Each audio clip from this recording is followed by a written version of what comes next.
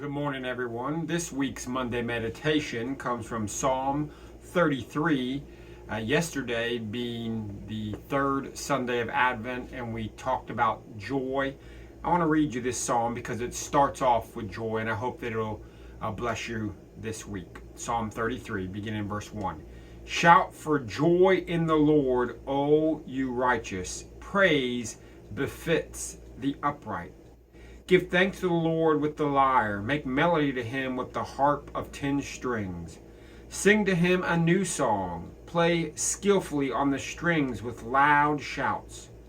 For the word of the Lord is upright, and all his work is done in faithfulness. He loves righteousness and justice. The earth is full of the steadfast love of the Lord. By the word of the Lord the heavens were made, and by the breath of his mouth all their hosts. He gathers the waters of the sea as a heap.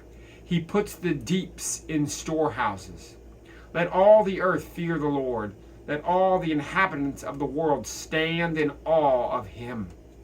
For he spoke, and it came to be. He commanded, and it stood firm. The Lord brings the counsel of the nations to nothing.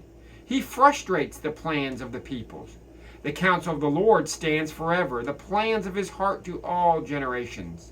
Blessed is the nation whose God is the Lord, the people whom he has chosen as his heritage. The Lord looks down from heaven. He sees all the children of man. From where he sits enthroned, he looks out on all the inhabitants of the earth. He who fashions the hearts of them all and observes all their deeds. The king is not saved by his great army. A warrior is not delivered by his strength. The war horse is a false hope for salvation, and by its great might it cannot rescue. Behold, the eye of the Lord is on those who fear him, on those who hope in his steadfast love, that he may deliver their soul from death and keep them alive in famine. Our soul waits for the Lord.